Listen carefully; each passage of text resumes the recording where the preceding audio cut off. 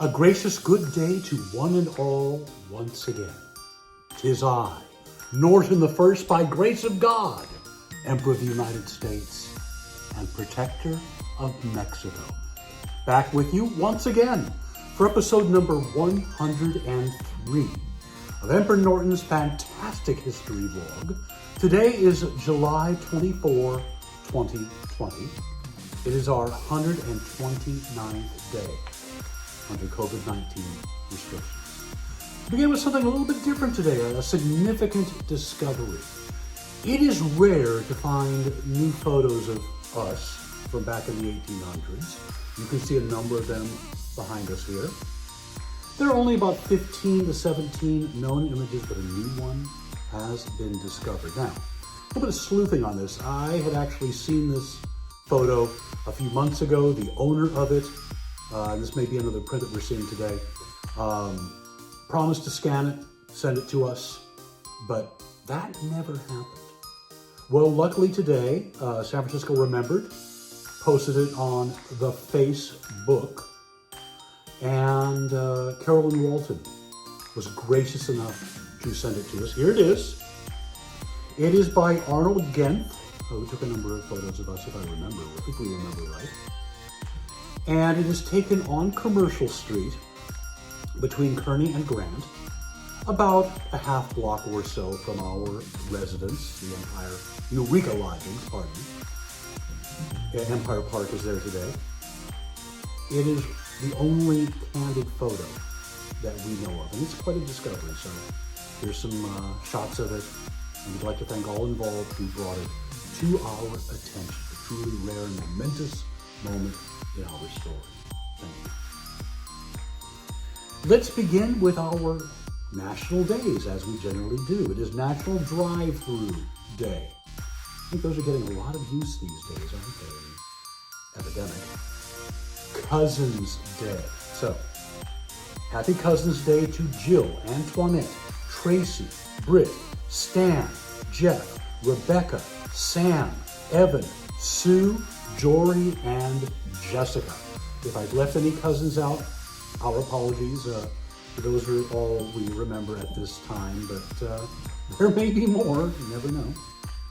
It is National Tequila Day. I think we'll be taking advantage of that later on, although the weather is not too conducive to margaritas today. We're not having much of a summer here. Typical.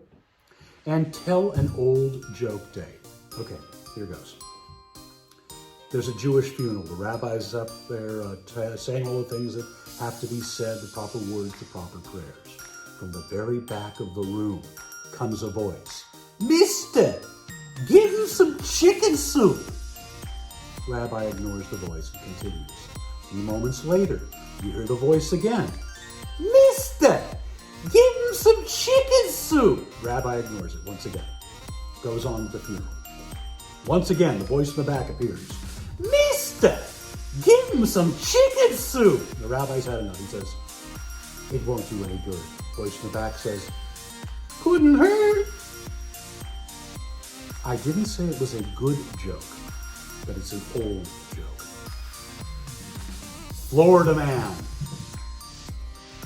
Today in Florida Man, arrested for tranquilizing and raping alligators in the Everglades. And here's our San Francisco story of the day. It's a special one today. Well, when isn't it? But this one actually involves us. So, once again, thanks to John Ralston for his wonderful book, This Date in San Francisco, because it was on this date in 1930, July 24, 1930, that the Hoover Young Commission chooses the route for the San Francisco-Oakland Bay Bridge. That's not the right name. It's the Emperor Norton Bridge, and don't forget it. Let us read. Almost as soon as the dust of the gold rush had settled and suburbs grew around San Francisco Bay, there were proposals for a bridge from the East Bay to San Francisco. In 1869, Emperor Norton decreed that a bridge be built from Oakland to Yerba Buena Island, thence to Telegraph Hill. The idea lay fallow as commuters from Oakland and elsewhere rode ferries to their jobs in San Francisco. San Francisco's ferry building, which we talked about the other day, which opened in 1898, was at one time the second busiest terminal in the world, behind only London's Charing Cross station. Demand for a road bridge grew in the early 20th century. In 1926, San Francisco's Board of Supervisors invited authors from private concerns to apply for a franchise to build the bridge. Within 2 weeks, there were 20 applications, then 40. Complicating matters, the United States government's War Department, concerned that a bay structure could impede water transportation of military material, would refuse to approve one north of Hunters Point. The overwhelmed Board of Supervisors passed the buck, naming a board of prominent civil engineers to recommend a route. Geological studies had found that a low bridge had once connected Goat Island with San Francisco, and that bedrock, the best foundation for bridge piers, lay under the bay on the ridge's line.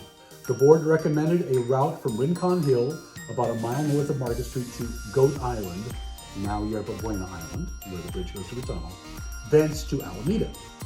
The United States Congress granted the San Francisco permission to build the bridge, but the state legislature took it away by giving the Highway Commission authority to build and acquire bridge tolls. The commission recommended a route similar to the engineers one, but ending at Emeryville. The San Francisco terminus at Telegraph Hill was rejected. That was in our original proclamation. As was a terminus at Hunters Point. Preliminary designs were for a double-decked cantilever on both sides of Goat Island. The upper deck would be for automobiles and possibly trucks, the lower deck for trains, also possibly trucks, with pedestrian walkways at the edges. The cost was estimated at $72 million. The final design was very different, a suspension bridge, actually two suspension bridges with a central pier and anchorages, connects San Francisco with the island.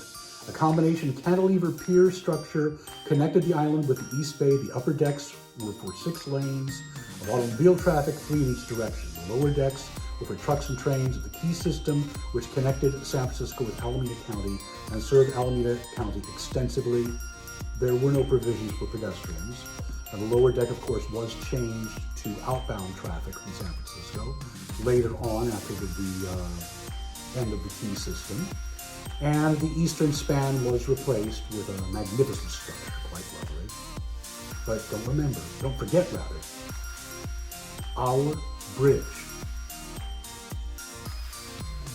Let's go on to other stories for today, shall we? 1847, Brigham Young and his Mormon followers arrived in Salt Lake City, Utah. 1901, writer O. Henry was released from prison in Austin, Texas, after serving 3 years for embezzlement from a bank. Did not know that.